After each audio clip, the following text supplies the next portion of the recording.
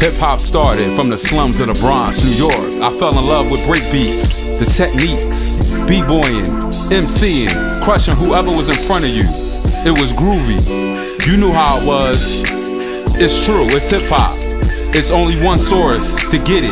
It's I Do It For Hip Hop Podcast. Subscribe Google Play, iTunes, and DJ Bugsy 215 SoundCloud. It's all about the hip hop. Keep it hip hop.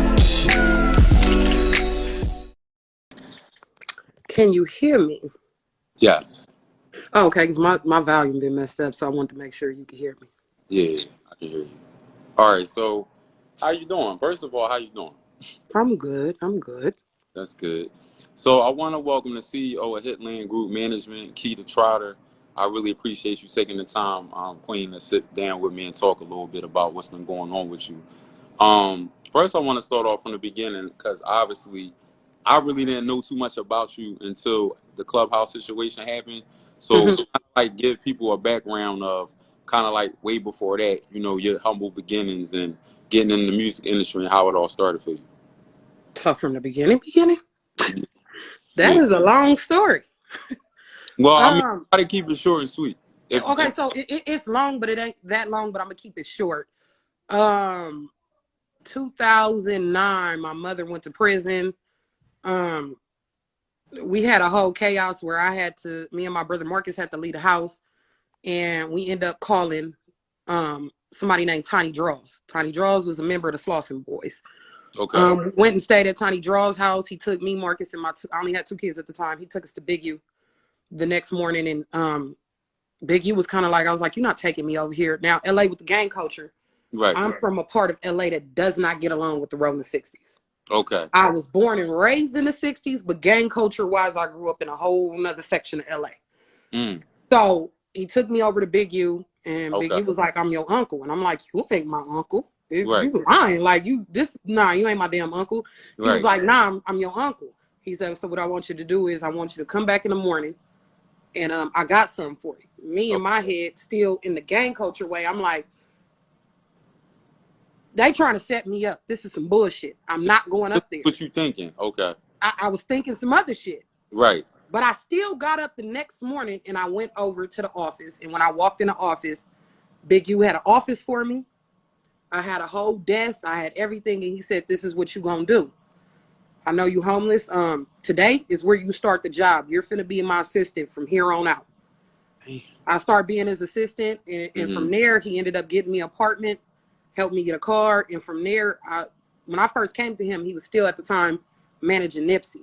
Okay. So that's how I came into him with the whole Nipsey situation. When Big U flew out, or he was handling business, I was helping him push unique music. Okay. He was Batman and I was Robin. That part. I just played a part of staying in the background. Okay. I don't take pictures with people I know. I don't post pictures. Don't tag me. Don't nothing. I've always been a silent person. I've always been silent, but I learned to make my own connections with people on the West, like, you know, Glasses and Joe Moses and Problems and the Tigers. And I've always been that. And as I was working with him as an assistant, I had became at one point one of the biggest booking agents on the West Coast. So it was kind of like with the politics within LA. If somebody wanted to book an artist on the West Coast, they would call me to make that happen. Oh, wow. Damn. But I silently did it, and I stayed in the background. Wow. That's crazy, yo. That's deep. I never, like I said, you know, I know about West Coast because I'm a real big hip-hop head, but it's more that goes into it, and a lot of people don't realize it's so many parts and variables that they don't realize it's silent people that move those chess pieces that they know nothing of. Right. Like a lot of people don't know that I'm Corrupt Gotti's niece. A lot of people don't know that either. They don't know that. Right. Damn. People did this a lot about me that people don't know because I've always been silent. I've always played my part and I've always stayed in the background because I'm just not a person that take pictures. I'm not a person that want to be in the limelight. That's just not me. And you can sell by your social media. I kept it that way on purpose, even with, you know, me managing Tierra Marie. She like, I'm gonna tag you. No, you're not. I'm gonna post you. No, you're not. Right. So do that come from your upbringing? Like, does that, because you're so invested in the gang culture and you got those parts behind you, Big U? No, I actually, with the music business, I separate music from gang culture. Okay. So what I learned in life is you have to put your friends in categories, right? Okay. So I have my gang friends, I got my industry friends, and then I got my millionaire friends. I never put those same people in the same group. Wow. But I've always learned that Uh-huh. the person I am in gang culture is not the person I am in music. I've always separated that. But in music, I've always made it clear I come from a gang background. My mother, she took part in the creation of Rolling 60s. You know what I'm saying? When you go back and you look at, you know, Tookie Williams' book. I mean, not Tookie, but when you look at what's his name? He's from A-Track Gangsters. I can't even get his name in my head. Yeah. He just passed away a couple months ago. The name is gonna click to me. Okay. Monster Cody.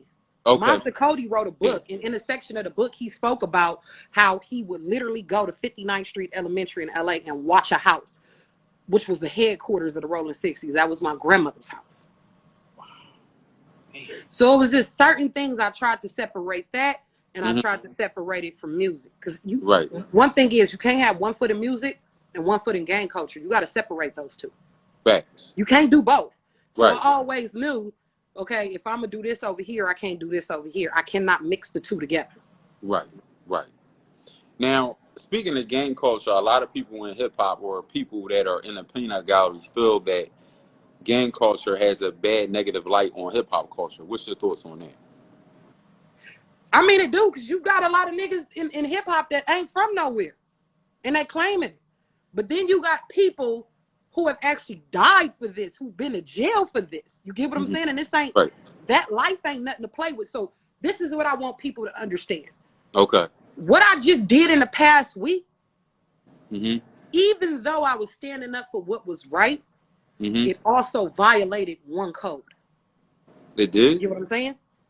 I'm from a gang, even though I was born and raised in the 60s. Right. My hood don't get along with the 60s. You get what I'm saying? Yeah. So even though I'm standing up for the community where I was raised in a split. You know what I mean? Like my mom, she was living at one time when my grandmother died and her house was sold. My mom moved to the 50s, which is Vermont and Slauson area. So I would go over there, but my grandma owns 4 or 5 homes on Crenshaw and Slauson. So I'm back and forth.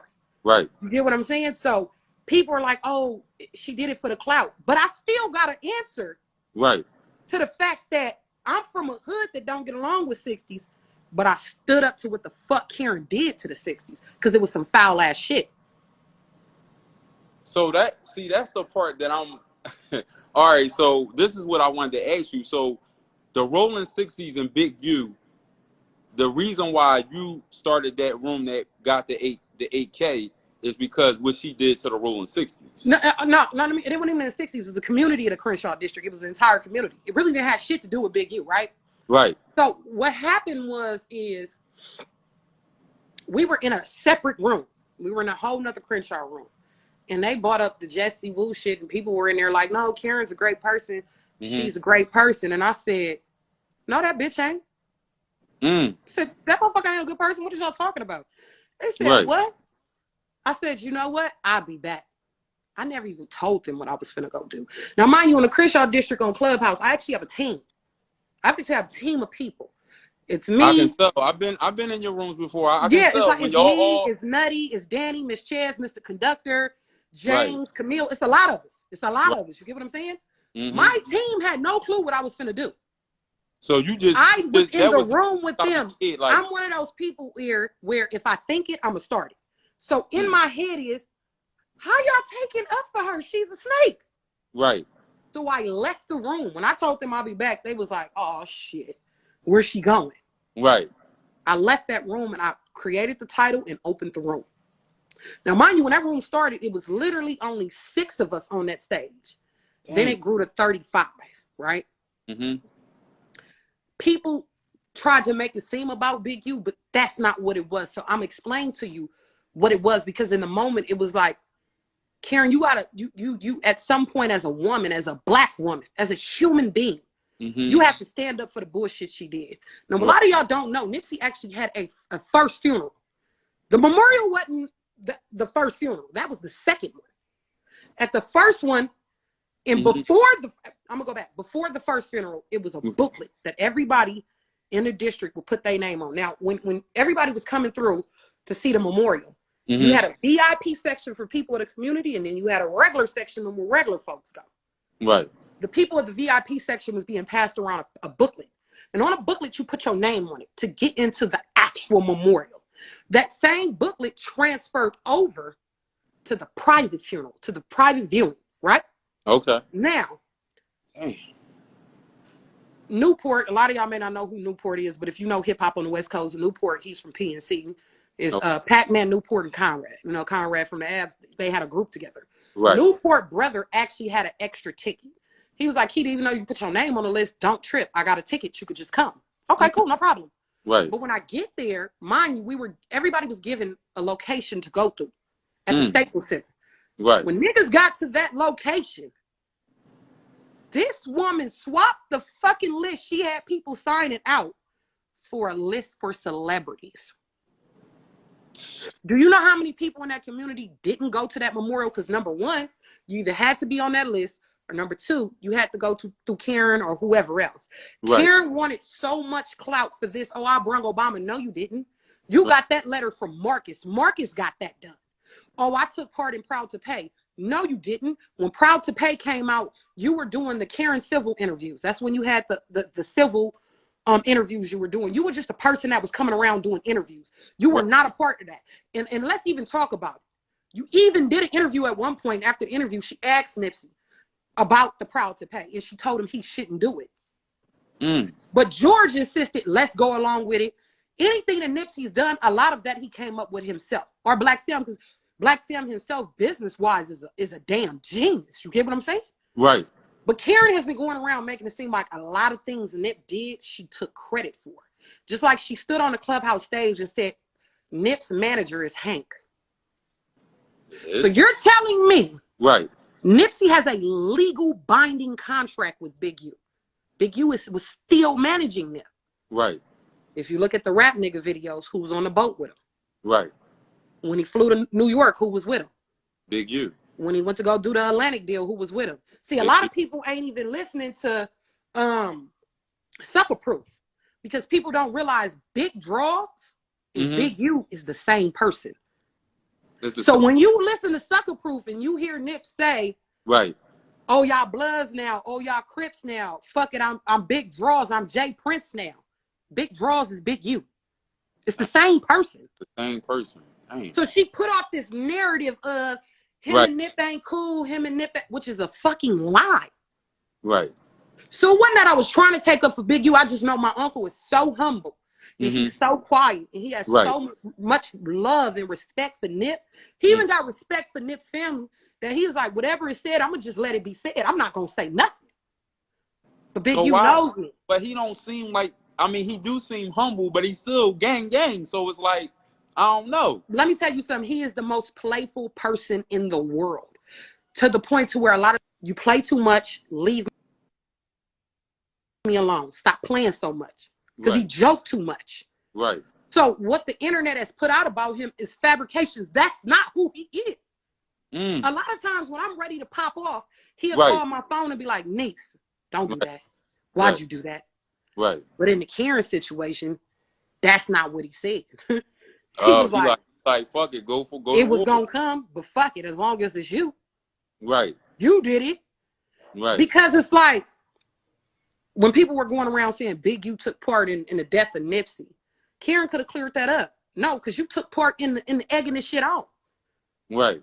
Same way you took part in getting Hollywood Unlocked shut down. Same way you tried to sue Jesse Wu and you lost.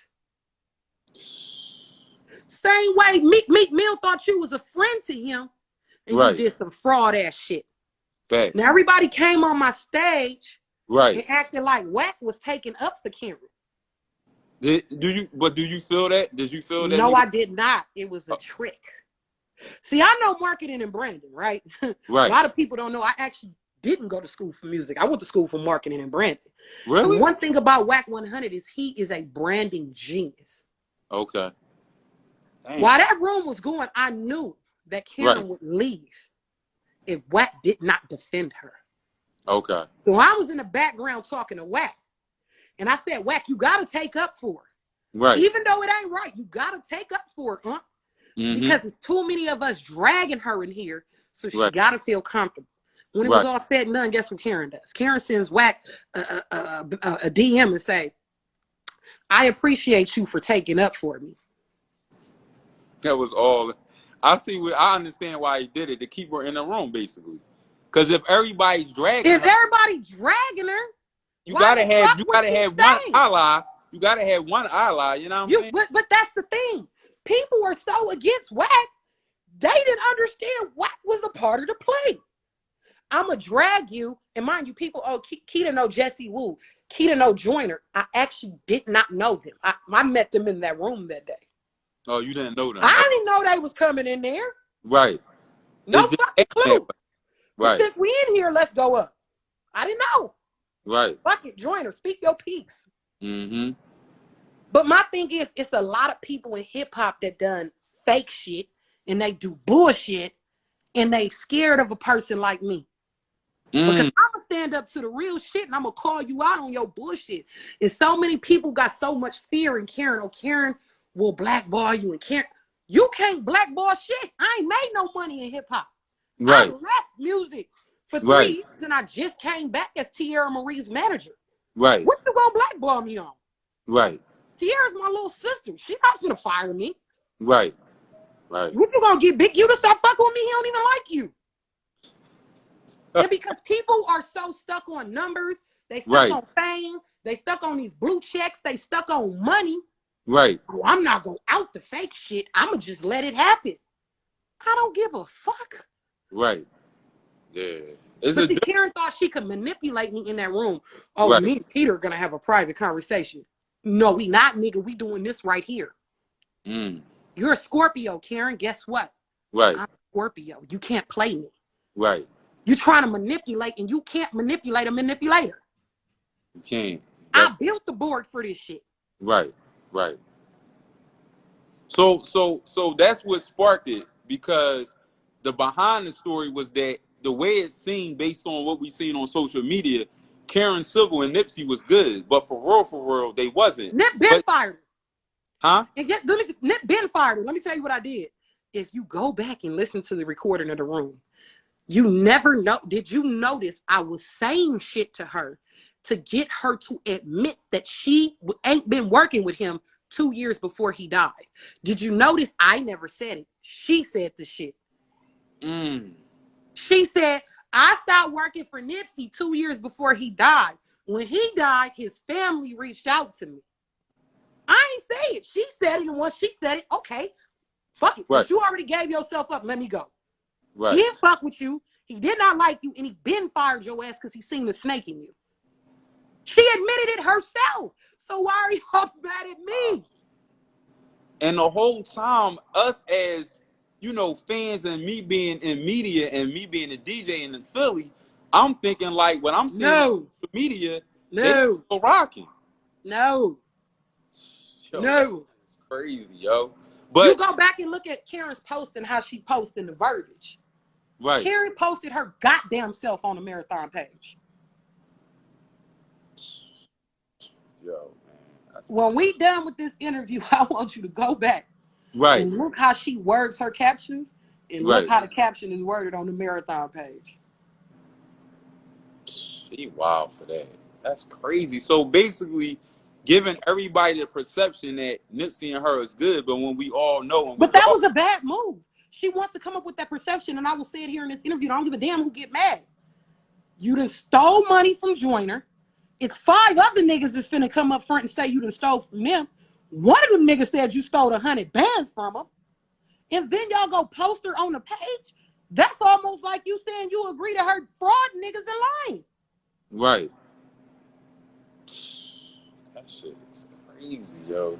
Well, listen, I wanna ask you, like, I wanna go back to your relationship with Nick. was Nip ever complaining to you about Karen before all this took place? Nah, Before Nip is a true Leo. He's not gonna talk about you behind your back. He gonna say it to your motherfucking face. When Nip knew he had a problem with her, he addressed her. And once he addressed her and he gave her ass the boot, that's when he let everybody else know. He was never a person that's gonna say something behind your back before he said it to your face. That wasn't Nip. Right. Like me, I'm not that person. Right. Right. Like a lot of times, even when Nip was alive and he would piss me off, me and him would clash. Because I'd be like, what the fuck you say that shit for?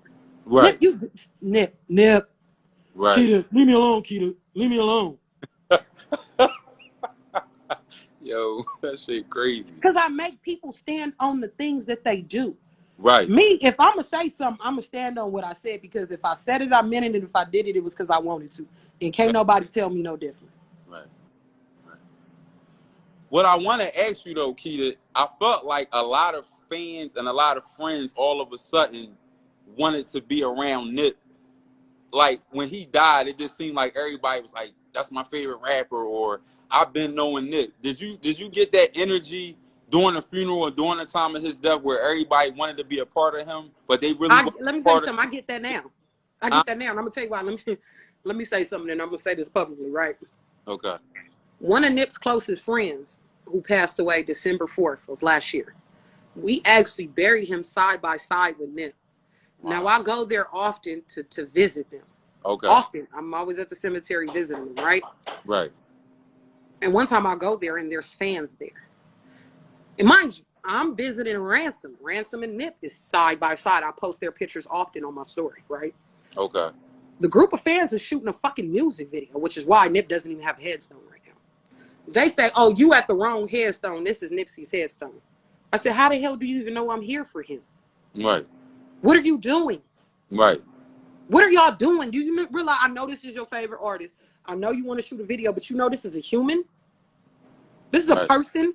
This is somebody that people love. I'm not a fan. Mm-hmm. Yeah. And like I told Karen, as long as I got Nip name tattooed on my body, I'm going to make you stand on every fuck shit you did. And I mean that. Dang. And if you notice, she still has not called me. She still hasn't called you on the phone? No, she's calling everybody else but me. And Karen don't know. All these people she calling, they calling me. Yeah, Keita, Karen called and asked me about you. And we told her straight up, if Keita on your head, it's best you call her. Right. Mind you, she's calling NBA players, famous rappers, and she thought these people was going to side with her. Yo, why the fuck is Karen, I do the same shit you do. I just do it in silence. Right. I'm silent with my shit. Right. I don't need the followers. I don't need the White House. I don't need none of that. Right. Karen did not know I'm well respected on the West Coast. Yeah. She didn't know this. Yeah, you definitely is. I can tell. Based on this conversation, I can definitely tell you definitely well respected. Karen didn't know this. Right. Because I always, I sat back, I played my part, and I just shut the fuck up. But what y'all know was singing me the song of her being a good person. But nobody, he gonna be so mad at me. Nobody actually paid attention to the fact when I made that post that Hollywood Unlocked shared. Mm-hmm. Did anybody pay attention that Nipsey's producer was in the comments and agreed with me?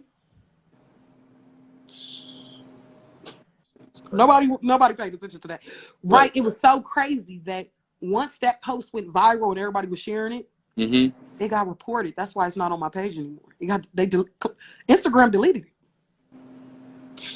Instagram be on some shit. Instagram deleted the post. That shit crazy. Just like right now, Karen has sent her minions after me on Clubhouse because you got people rallying for me to be the first African American woman as the icon on the app. Right. Because the owner of Clubhouse mentioned me in their town hall and congratulated me and my club on the great things we did with that room. Right. Because Clubhouse was built for argument and debate. Right. And they love how we did it. Right. And you also got an award or something. You got an award or something for that? I think your mom mentioned it or something. She was saying something about you getting an award. I wasn't going to talk about it, but yeah. Clubhouse is actually doing a segment on me on Sunday. Okay. They doing for curating one of the biggest rooms on Clubhouse to history today. Wow. Because see, Clubhouse rooms are only supposed to go to 5,000 people. Right. But they had to get in the background and push for that room to hit 8,000. It wasn't supposed to go to 8,000. So you pushed the envelope, basically. I pushed the envelope and I brought 1.2 million people to that app. Instagram Live had 54,000 listeners live while the room was going. Right. YouTube Live had 81,000 listeners. On top of the overflow rooms, and that room totaled 197,000 listeners. Man, shit crazy. So you was on some versus shit. You know what I'm saying?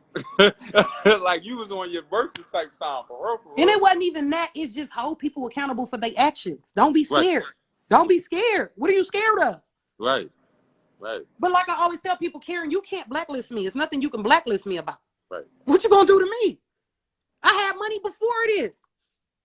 Right. I had houses and cars before. What could you do to me? You cannot stop my bag. Right. And I'm so loved in the rap game. Just nothing you can do to me. Right. Thanks. Even if you try to stop a door from being open, I'm still gonna move that door open and silent. Yeah.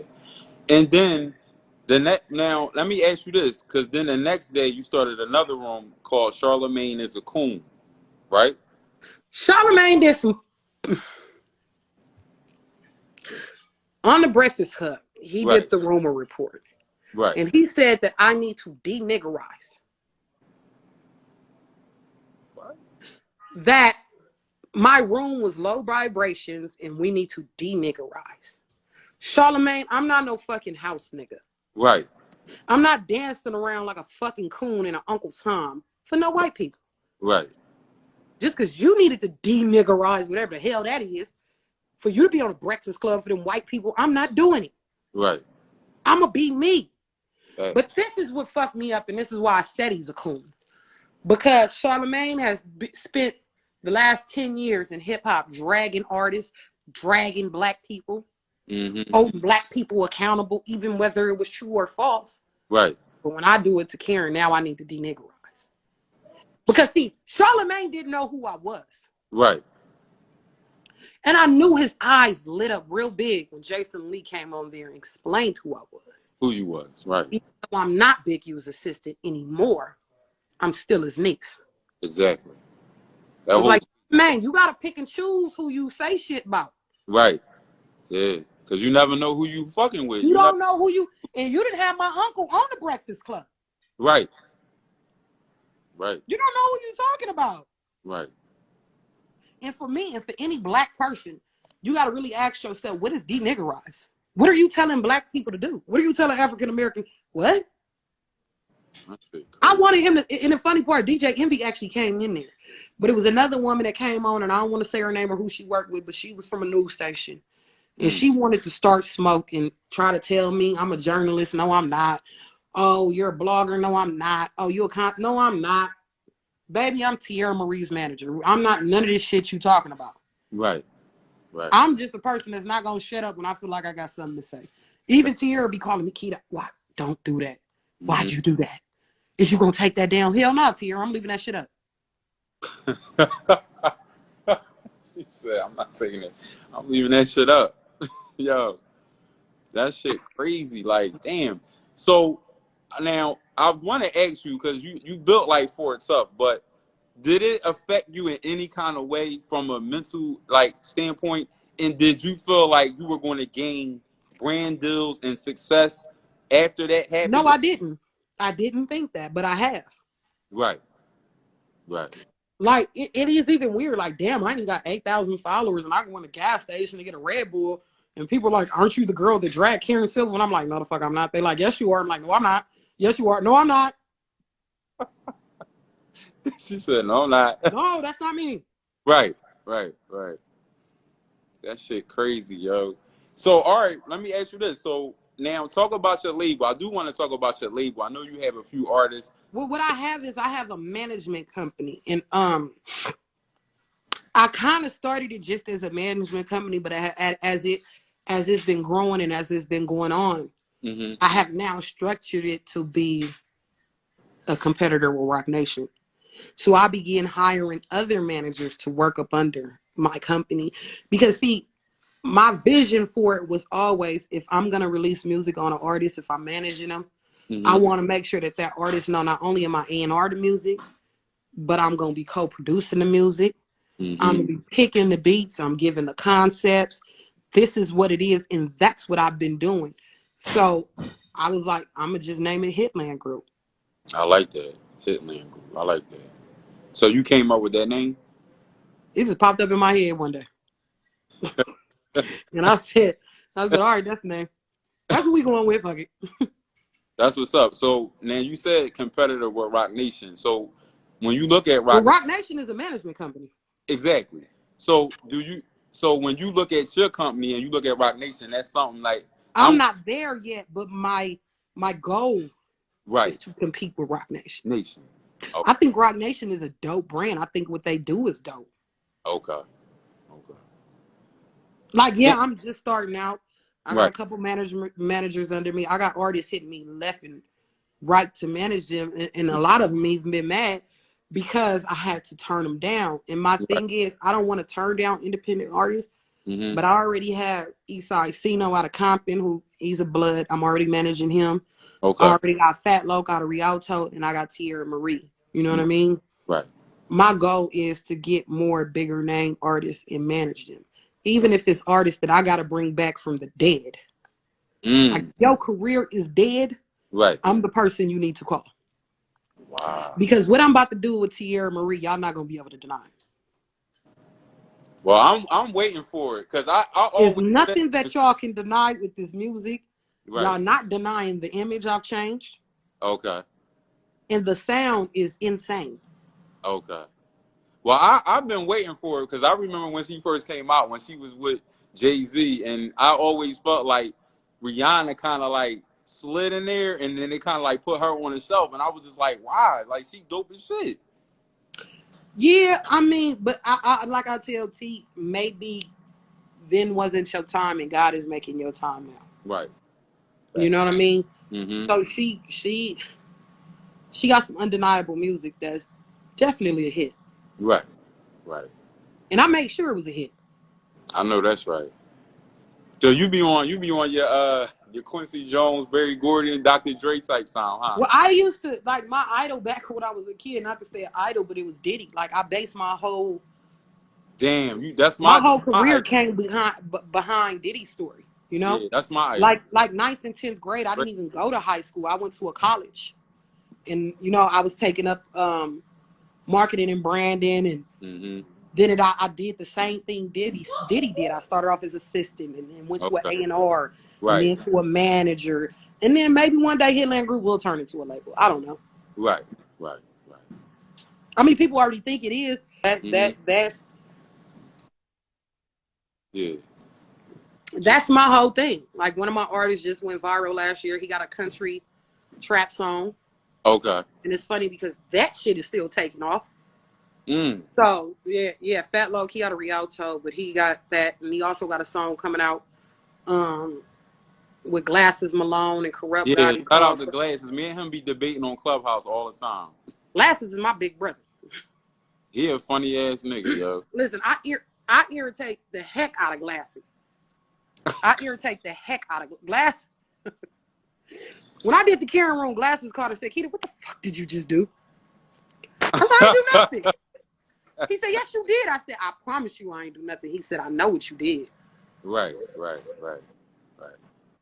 Yeah, but I got a record coming out with him. I'm working on this Tierra Marie. Yeah. And I'm just, and really with my artists out of Rialto, I'm trying to bring the West back. Like, I feel like the sound of the West is going to sound too much like Atlanta, so that's what I'm doing.